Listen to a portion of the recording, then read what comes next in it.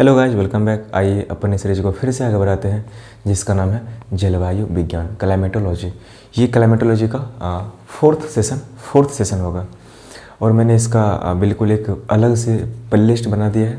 आप उस चीज़ को भी विजिट कर सकते हैं और मैंने बिल्कुल सीरीज वाइज इसको कंप्लीट किया है और मैं इस चीज़ को दोबारा रिकॉर्ड कर रहा हूँ क्योंकि मैंने जो पहले रिकॉर्ड किया था उसमें बहुत सारी समस्या देखने को मिली थी। चलिए कोई बात नहीं, हम उस एनर्जी के साथ हम इसको फिर से रिकॉर्ड करेंगे और आपको बिल्कुल बारीकी से और बेसिक से मैं इसे समझाने की कोशिश करूँगा।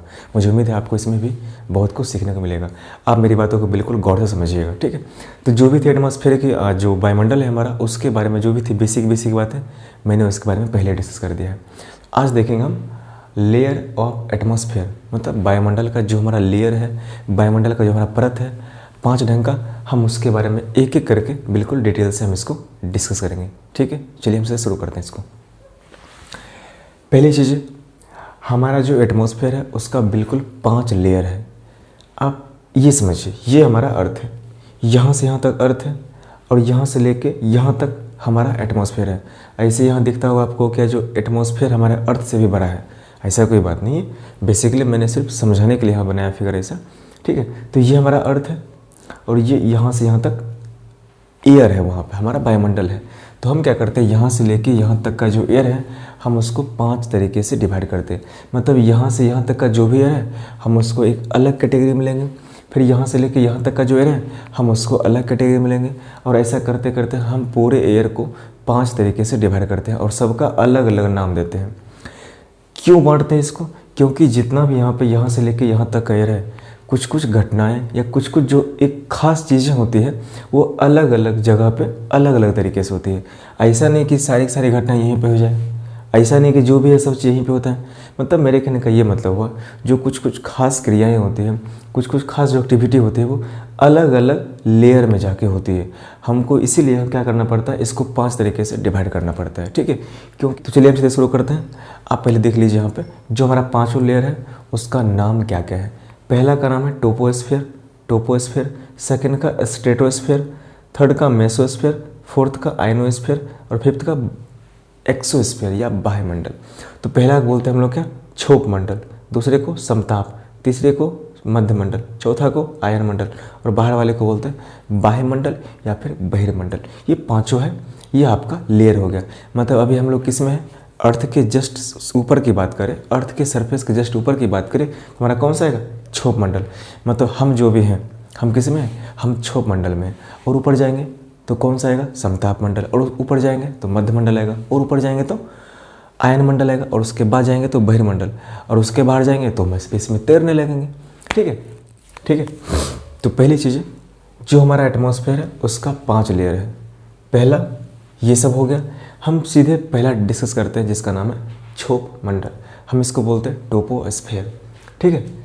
तो टोपोस्फेयर का पहला जो पॉइंट है हम उसको क्या बोलेंगे, जो इनर मोस्ट लेयर है, जो हमारा छोप मंडल है वो हमारे अर्थ के एटमॉस्फेयर का सबसे पहला लेयर है, या इनर मोस्ट या सबसे आंतरिक सतह होता है, सॉरी आंतरिक परत होता है ये। तो पहला हमारा ये हो जाएगा। अगर एग्जाम आए तो जो हमारा एटमॉस्फेयर है उसका सबसे पहला परत कौन सा होता है, तो छोप मंडल, या फिर यूँ बोल सकते हैं कि सबसे अंदर का परत कौन होता है, तो छोप मंडल। क्योंकि यहाँ से देखिएगा तो ये सबसे अंदर दिखता है और यहाँ से देखिएगा सबसे पहला ये दिखता है। तो सबसे पहला परत तो भी छोप मंडल और सबसे अंदर का परत तो भी छोप मंडल, ठीक है। दूसरी चीज़ है, क्या आपको जो दिख रहा है यहाँ पे, इसकी मोटाई इतना, यहाँ पे मोटाई इतना, क्या बराबर है? बिल्कुल नहीं। आप अगर यहाँ पे ध्यान से देखोगे, मैंने यहाँ पे तो ठीक से बनाया नहीं फिगर, लेकिन आप यहाँ पे इमेजिन कर सकते हैं अगर इसको थोड़ा सा बढ़ा दें थोड़ा सा, ठीक है। तो जो हमारा हाइट है, अगर यहाँ से यहाँ तक की हाइट की बात करें तो पोल पे थोड़ा सा कम होता है, और जब इक्वेटर की बात करें, भूमध्य रेखा की बात करें तो थोड़ा सा ज़्यादा होता है। आप इस चीज़ को ऐसे समझ सकते हैं। मान लेते हैं ये हमारा हो गया अर्थ, ये हमारा अर्थ है, ये हमारा हो गया इक्वेटर। अगर हम सिर्फ छोप मंडल को ड्रॉ करें यहाँ पे तो कैसा बनेगा, बिल्कुल ऐसा फिगर बनेगा। देखिए जो हमारा पोल का एरिया है, उत्तर ध्रुव, दक्षिणी ध्रुव, यहाँ पे थोड़ा सा इसका हाइट कम है, और यहाँ पे हाइट इसका ज़्यादा होता है। तो जो हमारा क्षोभ मंडल है ऐसा बिल्कुल भी नहीं है कि बिल्कुल एक पर्टिकुलर एरिया पे जाके रुक जाता है, या सॉरी पर्टिकुलर हाइट पे जाके रुक जाता है। ये यहाँ से यहाँ तक की बात करें उसका हाइट काफ़ी ज़्यादा है, वो लगभग 18 किलोमीटर के आसपास है। लेकिन जब पोल की बात करेंगे तो वो सिर्फ 8 किलोमीटर के बाद जाके ही वो ख़त्म हो गया। ठीक है, तो जो हमारा पोल का एरिया है, मतलब पोल का जो रीजन है, वहाँ पे जो क्षोभ मंडल है वो लगभग उसका हाइट 8 किलोमीटर तक है, और जो हमारा भूमध्य रेखा है वहाँ पे 18 किलोमीटर तक उसका हाइट जाता है वहाँ पे। ठीक है, तो दोनों का अलग अलग। अब वजह क्या वजह है कि यहाँ पे कमी है और यहाँ पे ज़्यादा है? मैंने बहुत पहले की सेशन में ये बताया था, जो हमारा इक्वेटर का एरिया है, जो हमारा भूमध्य रेखा का जो एरिया है, या भूमध्य इसको बोलते हैं, विषुवत रेखा ये बोलते हैं, जो हमारा यहाँ बीच का जो एरिया है वहाँ पे सन का लाइट मैक्सिमम पड़ता है, और प्रीपेंडिकुलर मतलब लंबवत भी पड़ता है वहाँ पे। तो 23.5 डिग्री नॉर्थ, 23.5 डिग्री साउथ, इस पूरे एरिया को अगर हम सन का लाइट देना चाहें तो यहाँ पे क्या होगा, अच्छा खासा सबसे ज़्यादा सन का लाइट यहीं पहुँचेगा। अगर सन का लाइट यहाँ पे खूब पहुँचेगा तो यहाँ का हवा काफ़ी ज़्यादा गर्म होगा। जब हवा काफ़ी ज़्यादा गर्म होगा तो ये हवा काफ़ी हाइट तक जाएगा ऊपर। ठीक है, लेकिन जब यहाँ की बात करें तो यहाँ पे सन का लाइट उतना आता नहीं है, और आता भी है तो बिल्कुल प्रीपेंडिकुलर नहीं आता, मतलब लंबवत नहीं आता है, ताकि उसका उतना इंटेंसिटी नहीं हो पाता लाइट का जितना यहाँ पे होता है। इसलिए यहाँ पे उतना हीट नहीं आ पाता है, इसलिए यहाँ का एरिया ठंडा रहता है, ज़्यादा बादल बन नहीं पाता है। ठंडा रहेगा तो स्वाभाविक सी बात है हवा सिर्फ भारी रहेगा वहाँ पे, तो वहाँ पे सिर्फ नीचे रहता है हवा, ऊपर थोड़ा सा कम एरिया तक जाता है वहाँ पे। ठीक, जाता है मगर कम जाता है इसके कंपेयर में। तो यहाँ से 18 किलोमीटर तक, और यहाँ पे सिर्फ 8 किलोमीटर तक जाते जाते क्षोभ मंडल का जो एरिया है वो ख़त्म हो जाता है। ठीक है, अब मेरी बात समझिए, तो मैंने उसको यहीं पे लिखा है, अगर टेम्परेचर मतलब तापमान बढ़ता है तो गैस क्या होता है, एक्सपेंशन, गैस का एक्सपेंशन होता है, मतलब गैस फैलता है। अगर गैस फैलेगा तो उसका आयतन बढ़ेगा, आयतन बढ़ने का मतलब क्या होता है कि वो जगह ज़्यादा छेकेगा, जगह ज़्यादा छेकेगा तो यहीं पे तो ज़्यादा छेकेगा। क्यों छेकेगा? क्योंकि यहीं पे सबसे ज़्यादा गर्मी पड़ती है, इसलिए भूमध्य रेखा के आसपास जो वो क्षोभ मंडल का पार्ट है वो लगभग अच्छा खासा दूरी तक बढ़ जाता है वहाँ पे 18 किलोमीटर तक, और जो यहाँ का पार्ट है वो कम रह पाता है। क्यों? क्योंकि वहाँ का तापमान कम है, इसलिए गैस क्या होगा, कॉन्ट्रैक्ट करेगा, गैस सिकुड़ेगा, गैस नीचे रह जाएगा, इसलिए उसका हाइट उतना बढ़ नहीं पाता है। ठीक है जी। उसके बाद सी की बात करते हैं, यहाँ पे टेम्परेचर वेरिएशन, तापमान में बदलाव यहीं पे अच्छा खासा होता है। यहाँ पे देखिए सन का लाइट अच्छा खासा पड़ता है, यहाँ पे उतना नहीं पड़ पाता है। लेकिन जो टेम्परेचर का वेरिएशन का मतलब ये होगा कि टेम्परेचर ज़्यादा कम, ज़्यादा कम होता क्या बेसिकली, जैसे सन का लाइट नीचे आया तो जितनी भी नीचे की गैसें हैं वो हो जाएगी गर्म। जब नीचे की गैस जब गर्म हो जाएंगी तो वो हो जाएंगी हल्की। जब कोई गैस हल्का होता है तो वो कोशिश करता है ऊपर जाए, अब जैसे ऊपर जाएगा तो वो हो जाएगा ठंडा। तो नीचे गर्मी, ऊपर ठंडा। अब लगातार टेम्परेचर क्या हो रहा है, नीचे से ऊपर जैसे जा रहे हैं तो टेम्परेचर लगातार ठंडा हो रहा है। तो हम बोल सकते हैं टेम्परेचर में यहाँ पे लगातार बदलाव होता रहता है। अगर टेम्परेचर में लगातार बदलाव होगा तो क्या होगा, हवा का कन्वेक्शन होगा। यहाँ पे क्या होगा, हवा का कन्वेक्शन होगा। जब हवा यहाँ से, मतलब कन्वेक्शन का मतलब ये होता है संवहन, हिंदी में उसको बोलते हैं। जैसे हवा गर्म होगा यहाँ पे तो वो उठना शुरू हो जाएगा, हवा जैसे ऊपर जाएगा हम उसी को हवा का संवहन बोलते हैं, संवहन। तो जब हवा ऊपर नीचे करेगा लगातार ऊपर नीचे तो क्या बोलते हैं, हवा का मूवमेंट हो रहा, हवा में गति आ गया। अब जैसे हवा में गति आता है तो हमारा मौसम बदलता है। तो जितने भी मौसम की घटनाएँ होती है वो हमारा क्षोभ मंडल में ही होता है। बारिश, तूफान, ये सब किस में होता है, हमारा क्षोभ मंडल में होता है। मैंने उसी को यहाँ पे लिखा, टेम्परेचर वेरिएशन मतलब तापमान में बदलाव। अगर तापमान में बदलाव आएगा तो टेम्परेचर कहीं कम, नीचे ज़्यादा, ऊपर कम, तो क्या होगा, हवा क्या होगा, संवहन, मतलब हवा नीचे से उठ के ऊपर जाएगा। जैसे ऊपर जाएगा तो मौसम चेंज होगा। मौसम चेंज का मतलब मौसमी घटनाएं, बारिश वगैरह, तूफान वगैरह, वो सब किस में होगा, इसी पार्ट में होगा। मतलब जो बादल बनने का कम है वो इसी में, मतलब बारिश सिर्फ इतना तक ही होता है। ठीक है, अब बात करते हैं यहाँ पे, आपके मन में एक डाउट आ सकता है, आखिर ऊपर जाने के बाद टेम्परेचर घटता क्यों है? और आप एक चीज़ और जान लीजिए, ऐसा बिल्कुल भी नहीं है कि लगातार ऊपर जाते रहेंगे और टेम्परेचर सिर्फ घटते रहेगा, ऐसा भी नहीं है। हम यहाँ तक जा सकते हैं तो टेम्परेचर घट सकता है, इसके बाद जाके यहाँ से बाद जाने के बाद हमको टेम्परेचर बढ़ता हुआ दिख जाएगा।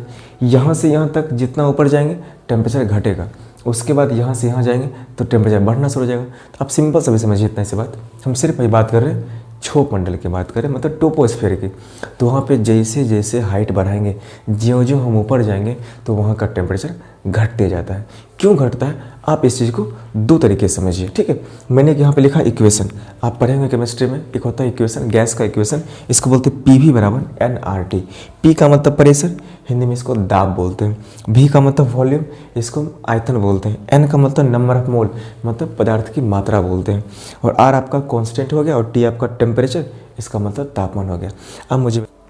अब आप मुझे बताइए, क्या ये जो प्रेशर है वो तापमान के समानुपाती है कि नहीं? इसका मतलब ये हुआ अगर प्रेशर बढ़ेगा तो तापमान भी बढ़ेगा, अगर प्रेशर घटेगा तो तापमान भी घटेगा। अब आप सिंपल से मुझे बताइए, क्या नीचे में जितनी भी हवाएं थे वो सिर्फ ठंडी हवाएं थी? वो लगातार ऊपर जा रही हैं, क्यों? क्योंकि उसके पास हीट आ रहा है। तो जो ठंडी हवा है वो नीचे है, जो हल्की हवा है वो ऊपर में। इसका मतलब जो ठंडी हवा है वो भारी होती है, इसका प्रेशर ज़्यादा होगा, और जो हल्की हवा है वो रहती है ऊपर, उसका प्रेशर कम होगा। इसका मतलब नीचे प्रेशर ज़्यादा, ऊपर प्रेशर कम। तो नीचे अगर प्रेशर ज़्यादा है इसका मतलब वहाँ पे तापमान भी ज़्यादा होगा, और नीचे ऊपर अगर प्रेशर कम है तो तापमान भी वहाँ का कम होगा। क्योंकि मैंने पहले ही बोल दिया, अगर प्रेशर बढ़ता है तो तापमान भी बढ़ेगा। यहाँ से जैसे ऊपर जाएंगे तो प्रेशर लगातार घट रहा है, क्योंकि हल्की हवाएं ऊपर में लगातार होती है। तो जैसे प्रेशर घटेगा ऊपर जाते वक्त तो तापमान भी घटेगा, ठीक है। अगर आप इस चीज़ को ऐसे नहीं समझे तो एक और तरीका है समझने का। अब मुझे बताइए सिंपल सी बात, जो हमारा कार्बन डाइऑक्साइड है उसका काम क्या है? उसी का तो काम है हीट को रोक के रखना। अब मुझे बताइए, जितनी भी भारी हवाएं हैं, जितनी भी भारी गैसें हैं, वो रहती ही नीचे। जैसे इस पर टेम्परेचर पड़ा, जैसे इसको गर्मी मिला सन का लाइट, तो क्या हुआ? वो ऊपर जाना शुरू कर दिया। अब आप मुझे बताइए, अगर नीचे ढेर सारा गैस है तो उसमें CO2 भी ढेर सारा है गैस। दूसरी बात, अगर ऊपर जाएंगे तो CO2 का अमाउंट घटता जाएगा ना, क्योंकि मैंने क्या बताया था, CO2 जो गैस है वो सबसे भारी गैस वही है। तो जैसे जैसे ऊपर जाएंगे CO2 का जो अमाउंट है वो घटता जाएगा। अब CO2 अगर घटता जा रहा है, और CO2 का ही काम है कि सन को लाइट को जो रोक के रखेगा वो। अब जब सन का लाइट ऊपर में रोक के रखेगा नहीं, क्योंकि ऊपर में उतना है ही नहीं है, तो बोल सकते हैं ना ऊपर में तापमान भी कम होगा। क्योंकि नीचे में CO2 ज़्यादा, ऊपर में कम, तो नीचे में CO2 ज़्यादा होगा तो ज़्यादा हीट को रोक के रखेगा, इसलिए नीचे में तापमान ज़्यादा और ऊपर में कम होता है। मेरे ख्याल से आप इस चीज़ को समझ गए होंगे, ठीक है। अब बात करते हैं स्ट्रेटोस्फीयर मतलब समताप मंडल की बात करेंगे। मैं इस इमेज को अभी यही रहने दूंगा, 1 से 2 सेशन में हम इसको कंप्लीट कर लेंगे, ठीक है। मुझे उम्मीद है आपको समझ में आया होगा, आप इसका स्क्रीनशॉट ले सकते हैं, ठीक है। चलिए हम इसको मिटाते हैं और इसको फिर से एडिट करते हैं, ठीक है। फिर मिलते हैं आपको। चलिए हम बात करते हैं स्ट्रेटोस्फीयर के बारे में, मतलब समताप मंडल, ठीक है। पहली चीज़ है समताप मंडल, जो हमारा है एटमॉस्फेयर का सेकंड लेयर होता है। और जहाँ पे सेकंड लेयर शुरू होता है, इसका मतलब ये भी बोल सकते हैं कि जो हमारा क्षोभ मंडल है वो ख़त्म हो जाएगा। मतलब जिस पॉइंट पे जाके क्षोभ मंडल ख़त्म होता है हम उसको बोलते हैं ट्रोपोपॉज। अगर इक्वेटर की बात करें, भूमध्य रेखा की बात करें, तो भूमध्य रेखा के ऊपर 18 किलोमीटर पर जाने पे के बाद क्या होता है? क्षोभ सीमा ख़त्म हो जाता है। और जो पोल का रीजन है वहाँ पे 8 किलोमीटर ऊपर तक जाएंगे तो हमारा क्षोभ मंडल वहाँ तक मिलेगा, उसके ख़त्म हो जाएगा। तो सिंपल से बात है, जहाँ से क्षोभ मंडल ख़त्म हम उसको बोलते हैं ट्रोपोपॉज, ठीक है। अब बात करते हैं यहाँ पे, अच्छा समताप मंडल को समझने से पहले हम ये समझते हैं आखिर जो टेम्परेचर वेरिएशन है उसके बारे में थोड़ा सा हम और जानते हैं, ठीक है। बेसिकली क्या होता है, नॉर्मल में क्या होता है, अगर हम हाइट बढ़ाते हैं, अगर हम हाइट बढ़ाएंगे तो टेम्परेचर घटेगा, ठीक है। तो टर्म आता है यहाँ पे थर्मल लैप्स रेट, इसको हिंदी में बोलते हैं तापीय ह्रास दर। तापीय का मतलब ताप हो गया, ह्रास का मतलब घटना हो गया, घटना कोई चीज़, और दर मतलब उसका रेट हो गया किस स्पीड से। तो सिंपल सी बात, variation in temperature with respect to height, इसका मतलब ऊंचाई के साथ साथ अगर टेम्परेचर में बदलाव आता है तो हम उसी को क्या बोलते हैं? तापीय ह्रास दर। मतलब तापमान का जो घटना है, तापमान का जो घटना है उसका रेट कितना है वो कहलाता है तापीय ह्रास दर, या फिर डिक्रीज बोल सकते हैं, या variation in temperature with respect to the height, ठीक है। अब बात करते हैं यहाँ पे, इसका 2 टाइप होता है, एक को बोलते हैं पॉजिटिव टेम्परेचर लैप्स रेट या फिर धनात्मक तापीय ह्रास दर, और एक को बोलते हैं नेगेटिव थर्मल लैप्स रेट मतलब ऋणात्मक तापीय ह्रास दर। अगर हाइट बढ़ने के साथ साथ अगर टेम्परेचर घटता है तो हम उसको बोलते हैं पॉजिटिव तापीय ह्रास दर। अगर हाइट बढ़ने के साथ साथ टेम्परेचर भी बढ़ जाएगा तो हम इसको बोलेंगे ऋणात्मक तापीय हरा स्तर। ठीक है, हाइट बढ़ने के साथ साथ अगर टेम्परेचर घटता है, तापमान घटता है, तो हम इसको बोलेंगे पॉजिटिव। अगर हाइट भी बढ़ा रहे हैं और टेम्परेचर भी बढ़ रहा है आपका, तो कितना हो जाएगा आपका, इसको बोलेंगे ऋणात्मक तापीय हरा स्तर। मैंने यहाँ पे एक मिस्टेक कर दिया, यहाँ पे यही बढ़ता है तापमान भी। ठीक है, तो अगर बात करें हाइट बढ़ाएंगे तो तापमान ही बढ़ेगा, इसका मतलब हो गया ऋणात्मक। हाइट बढ़ाएंगे और तापमान घटेगा तो हो जाएगा आपका पॉजिटिव। ठीक है, तो अगर हाइट बढ़ने के बाद तापमान घटता है, घटने का मतलब ऊपर में कितना हो जाएगा आपका ठंडा हवा, नीचे होगा आपका गर्म हवा। और यहाँ पे क्या होगा, हाइट बढ़ने के साथ साथ क्या होता है, उसका टेम्परेचर बढ़ जाता है, इसका मतलब ऊपर में गर्म हवा और नीचे में ठंडी हवा है। आप इस चीज़ को समझिए। अब इस चीज़ के बाद हम देखते हैं यहाँ पे आखिर समताप मंडल क्या होती है। ठीक है, आप इसका स्क्रीनशॉट ले सकते हैं। चलिए हम फिर देखते हैं स्ट्रेटोस्फीयर का सेकंड फेज। चलिए देखते हैं हम अब समताप मंडल। समताप मंडल हमारे वायुमंडल का सेकंड लेयर होता है, मतलब दूसरी परत यही है। दूसरी बात है, जो हमारा समताप मंडल है उसी समताप मंडल में हमारा ओजोन परत भी पाया जाता है। ठीक है, यहाँ से लेके 18 किलोमीटर तक हमारा क्षोभ मंडल था, तो जहाँ से ख़त्म हुआ वहाँ से 18 किलोमीटर से लेके लगभग 22 किलोमीटर तक, मतलब 4 किलोमीटर मोटाई का हमारा ओजोन लेयर चारों तरफ से पाया जाता है। ठीक है, अब बात करते हैं यहाँ पे जो हमारा ओजोन लेयर है उसका काम क्या क्या है। हम पहले उसको जान लेते हैं, फिर जाकर उसकी बात कर लेंगे यहाँ पे। ठीक है, जो ओजोन लेयर है, पहले आप ये जान लीजिए, जो ओजोन लेयर है उसके बारे में पहले सबसे पहली बार डॉबसन नामक साइंटिस्ट ने बताया था। ठीक है, जो ओजोन लेयर है उसका कितना है, उसका हाइट 18 किलोमीटर से लेके लगभग 22 किलोमीटर हाइट तक होता है। तीसरी चीज़ है, अब बात करते हैं ओजोन लेयर का काम क्या है। ओजोन परत का इतना काम है कि वो पराबैंगनी किरणों को रिफ्लेक्ट करे, परावर्तित करे या फिर एब्जॉर्ब करे या उसको अवशोषित करे। जो सन का लाइट है उसमें पराबैंगनी किरणें, मतलब अल्ट्रा वायलेट रे भी आता है। जो अल्ट्रा वायलेट रे है या पराबैंगनी किरणें हैं, उस किरण को जो हमारा ओजोन लेयर है उसको सोख लेता खुद में। आप मुझे बताइए, अगर जो सन का लाइट है उसको, उसमें जो है पराबैंगनी किरणें, उसको सोख के वही रख लेगा, तो क्या उसके पास हीट आएगा ना ज़्यादा। जो सन का लाइट है उसमें हीट होता है, चाहे पराबैंगनी हो चाहे कोई भी हो। जब हीट उसके पास आएगा, किसके पास, ओजोन लेयर के पास, तो क्या हो जाएगा, गर्म। तो 4 किलोमीटर मोटाई तक जो ओजोन लेयर है वो बिल्कुल गर्म हो जाएगा। जब वो गर्म हो जाएगा तो वहाँ का टेम्परेचर बढ़ जाएगा। जब टेम्परेचर वहाँ का बढ़ जाएगा तो क्या कभी वहाँ पे बादल बनेंगे, कभी वहाँ पे बादल नहीं बनेंगे। जब बादल नहीं बनेगा तो स्वाभाविक सी बात है वहाँ पे वर्षा होने का कोई चांस ही नहीं है। ठीक है, अब बात करते हैं यहाँ पे, एक होता है चैंपमैन साइकिल। चैंपमैन नाम का कोई साइंटिस्ट थे, वो एक साइकिल के बारे में बताए थे कि जो ओजोन लेयर है वो हमारा कैसे बनता है और कैसे बिगड़ता है, मतलब ओजोन कैसे बन रहा है। ठीक है, तो उसका एक तरीका होता है, ऑक्सीजन वहाँ भी है। जो ऑक्सीजन है, अगर ऑक्सीजन के साथ लाइट मिला, अगर ऑक्सीजन पे लाइट पड़ा, लाइट का जो होता है फार्मूला, लाइट का फार्मूला नहीं, लाइट का जो एनर्जी, एनर्जी का क्या होता है फार्मूला, एच म्यू, हम इसको hc/λ भी बोलते हैं। आप इसको कोई दिक्कत नहीं, आप इसको इग्नोर भी कर सकते हैं, हम बाकी जानेंगे इसके बारे में फिजिक्स में। तो O2 में अगर लाइट मिला तो क्या होगा, इस O2 को O और O में अलग अलग तोड़ देगा। इसका एक एटम यहाँ आएगा और एक एटम यहाँ आएगा। अब वही एक एटम फिर से ऑक्सीजन में मिलकर क्या बना लेगा, O3। और O3 क्या कहलाता है हमारा, ओजोन का एक मॉलिक्यूल। ठीक है, तो यही O3 ढेर सारा बनते बनते आज इतना मोटा, लगभग 4 किलोमीटर तक मोटाई तक हमारा जो ओजोन लेयर है वो हमारे स्ट्रेटोस्फीयर में फैला हुआ है। दूसरी बात है, जो हमारा समताप मंडल है वो कहाँ तक है, 18 किलोमीटर शुरू होता है, वो लगभग 50 किलोमीटर तक जाता है। मतलब यहाँ से लेके 50 तक, जिसमें 18 तक क्षोभ मंडल है और उसके ऊपर जाइएगा 50 तक लगभग, तो आपका हो जाएगा समताप मंडल। ठीक है, यहाँ पे मैंने एक चीज़ यहाँ पे छोड़ दिया, यहाँ पे जो समान तापीय ह्रास की बात करते हैं यहाँ पे कि एक्चुअल में कितना होता है। जैसे हम यहाँ से 165 मीटर ऊंचाई पे जाएंगे, हर 165 मीटर ऊंचाई पे जाने के बाद जो हमारा एटमॉस्फेयर है उसका तापमान 1 डिग्री सेल्सियस घट जाता है। या फिर यूँ समझिए 1 किलोमीटर ऊपर जाने के बाद वहाँ का टेम्परेचर यहाँ से 6.5 किलोमीटर घट जाएगा, 6.5 डिग्री सेल्सियस घट जाएगा। ठीक है, तो हम इसको बोलते हैं नॉर्मल थर्मल लैप्स रेट, या बोलते हैं इसको समान तापीय ह्रास दर। ठीक है, आप समझ गए। अब बात करते हैं डिप्लेशन ऑफ ओजोन, मतलब जो ओजोन है उसका क्षय कैसे हुआ, ठीक है। ओजोन जो उसमें होता है ना होल वगैरह, उसमें छेद होता है, हम उसके बारे में जानेंगे। और उसके बाद ये काफ़ी लंबा हो जाएगा मेरे ख्याल सेशन, हम इस तीनों को नेक्स्ट सेशन में कवर कर लेंगे, ठीक है।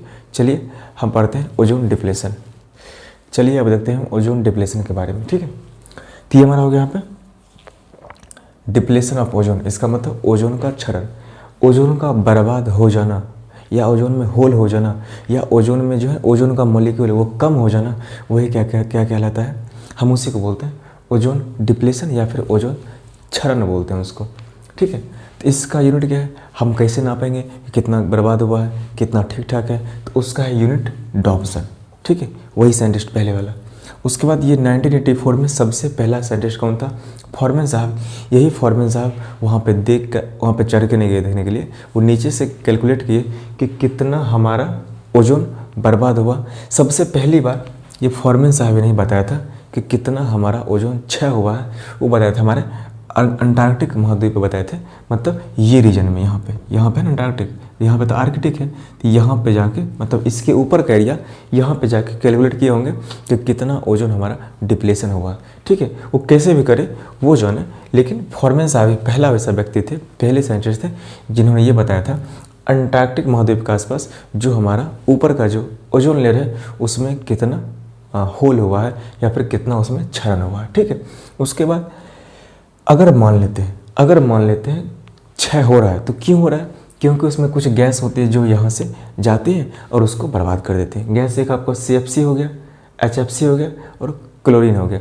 CFC को बोलते हैं क्लोरोफ्लोरोकार्बन,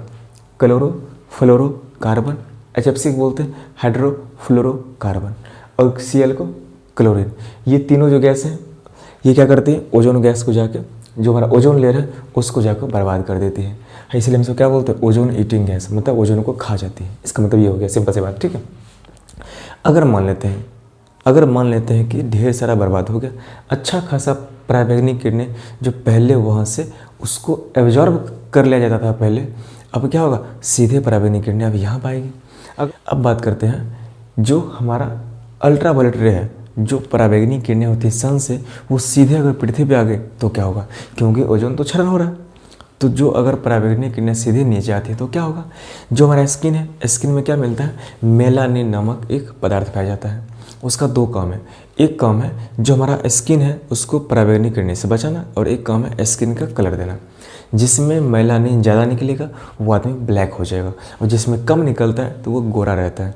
जो हमारा वेस्टर्न कंट्री है, जो हमारा आपका यूरोप हो गया या फिर ले लीजिए नॉर्थ अमेरिका का, वहाँ के जितने लोग भी हैं, चाहे आपका हो गया ऑस्ट्रेलिया के लोग, वो सब क्या होता है बेसिकली काफ़ी गोरे होते हैं। क्यों, क्योंकि उनके स्किन से मेलानिन काफ़ी कम निकलता है, ठीक है। तो बनने में हेल्प करता है उसका विटामिन डी भी, ठीक है। तो सिंपल सी बात, जो मेलानिन है जिसके पास ज़्यादा निकलेगा वो हो जाएगा काला, जिसके पास कम निकलेगा वो हो जाएगा गोरा।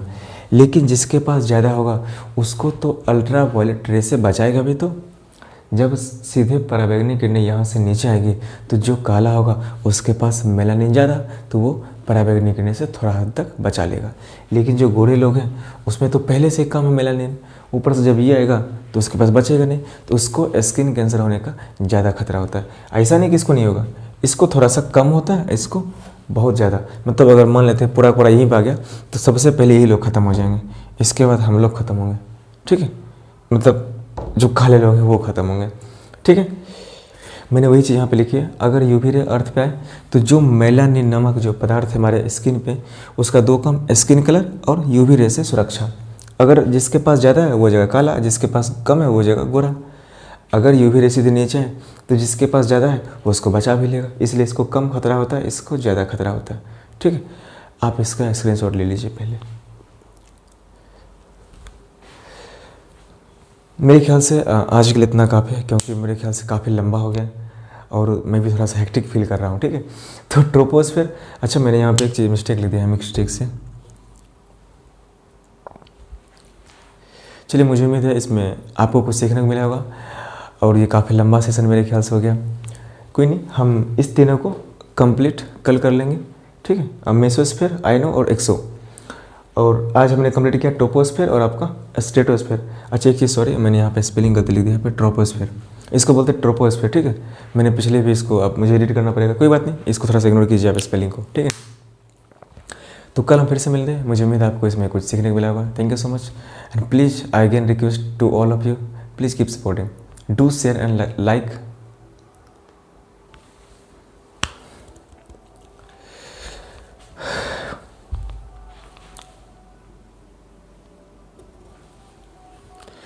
चलिए, मुझे उम्मीद है इसमें आपको कुछ सीखने को मिला होगा।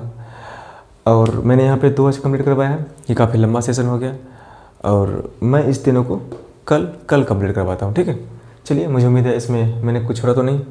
तो मैंने आज ट्रोपोस्फेयर, अच्छा एक चीज़ यहाँ पे सॉरी, होता है एक्चुअल ट्रोपोस्फेयर, तो कोई नहीं, छोटी छोटी सी स्पेलिंग मुझसे थोड़ा सा हो जाता है मिस्टेक यहाँ पे, तो कोई नहीं।